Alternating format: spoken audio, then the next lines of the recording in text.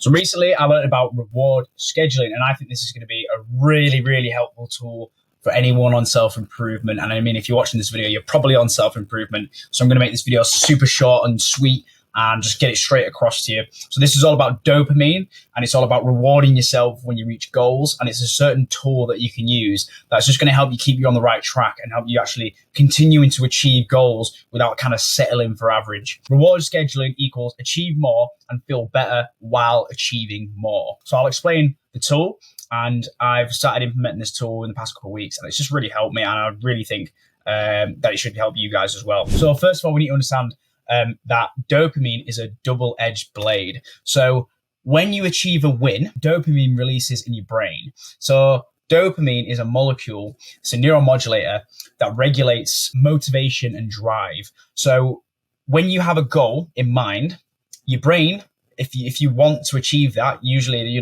it could be getting some food because you're hungry, or it could be becoming a millionaire in the next 10 years. These, they're both the same process. So dopamine releases up to motivate you to go and do that goal. And it is involved in movement and kind of making actions and action taking and that kind of thing. So dopamine is released steadily as you're reaching your way towards that goal. And then when you finally achieve that goal, you get a big spike in dopamine, huge spike in dopamine. But then what that actually does is it's kind of sinister, because when you have a big spike in dopamine, it also creates this. So this is your baseline here. This is what you were normally releasing. You have a big spike in dopamine. And then actually your baseline dopamine goes down a little bit. And then when this dopamine comes back down, it comes back down to baseline. And over time, when dopamine's constantly spiking, it actually lowers the baseline down. So overall, you become less and less and less and less satisfied with things, and you become more and more insensitive to dopamine. So that's the catch. Dopamine's brilliant for motivating you to do things, and very motivated people and highly successful people release lots of dopamine. But then on the flip side, they become greedier and greedier because they become less and less and less satisfied with each goal that they achieve. So for example, dopamine is released if you had a YouTube channel like me, and I mean, I'm not at 1,000 subscribers yet, but let's say I reach 1,000 subscribers, that's a goal of mine, I'll have a big spike in dopamine. Let's say you pass an exam, you're at school, you pass the exam, you worry about this exam, you finally pass it, big spike in dopamine. You win a trophy, big spike in dopamine. You've got a fat loss goal, you lose 10 pounds of fat, big spike in dopamine. However, when that dopamine spikes, it crashes again, and that lowers your baseline level. So it makes you feel empty. When you kind of achieve a goal, you kind of feel empty afterwards, like, what do I do now? So there's a tool that we can use to avoid lowering our baseline too much and actually keeping our baseline relatively stable, or even maybe increasing it slightly, just meaning that each goal we achieve is actually going to allow us to stay on track. It's going to allow us to stay as big achievers and constantly achieving things without kind of becoming too dissatisfied with each kind of goal that we achieve. And what it's called is RIRT. Now, I got this from Andrew Huberman. I don't know if he coined this term or if it's a term that's already been around for a while. So it's randomly intermittent reward timing. And this is the exact same way that casinos make people addicted to make people gambling addicts, essentially. Is gambling addicts going to the casino with a goal of making money, right? That's the kind of main goal. So that goal is achieved sometimes kind of randomly. When you're on the slot machine, you might randomly win, randomly achieve a goal. And then that causes, once you've achieved that goal, it spikes your dopamine, and your dopamine crashes a little bit once you won 10 pounds on the slot machine. And because it crashes, you kind of want to fill that void.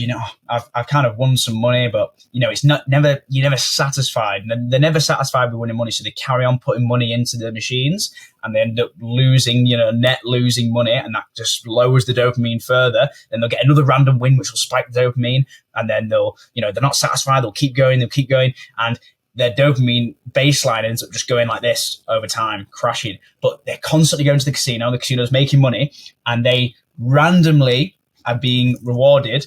Their dopamine's randomly being spiked. And that's the key. It's random.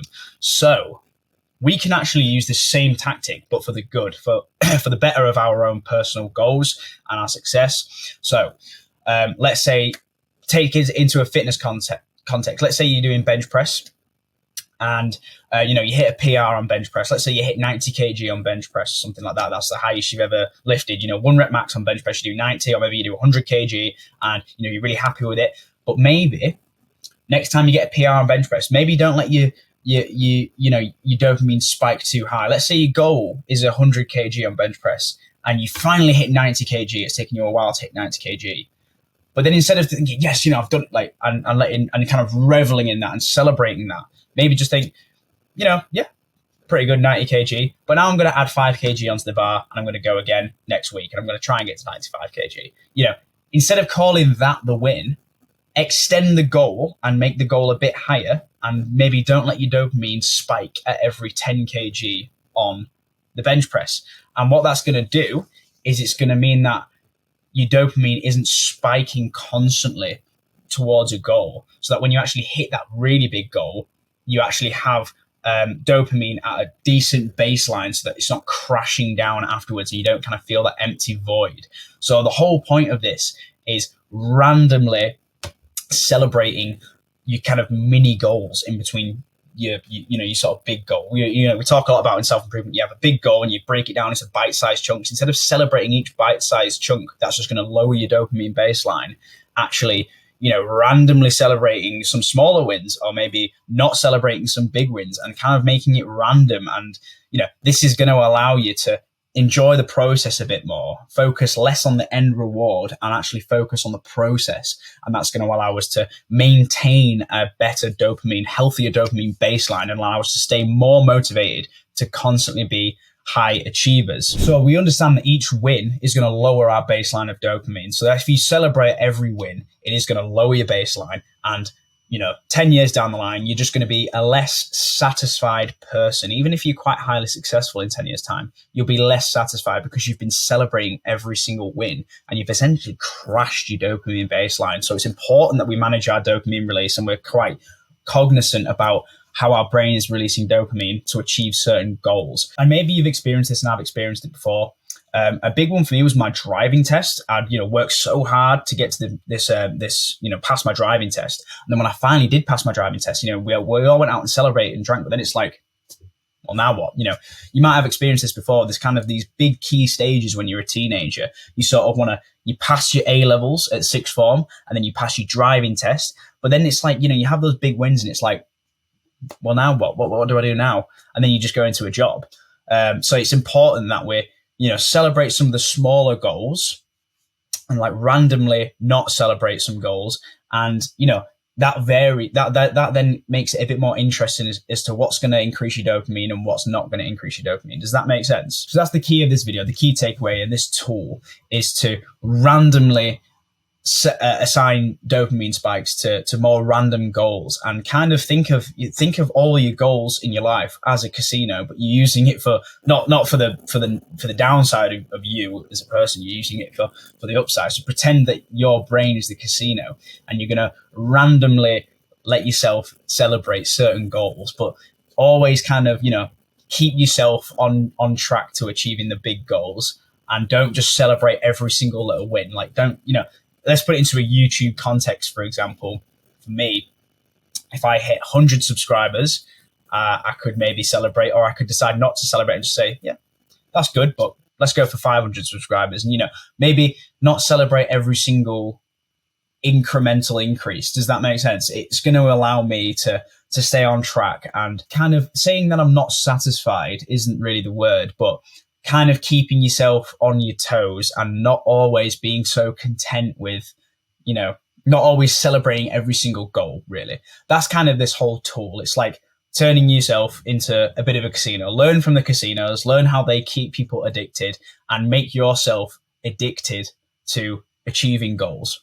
So anyway, that's the video, guys. Hope you got some value out of this. Just a quick little one from me today about this great tool that I've learned. And I hope it's helped. And yeah, have a great day.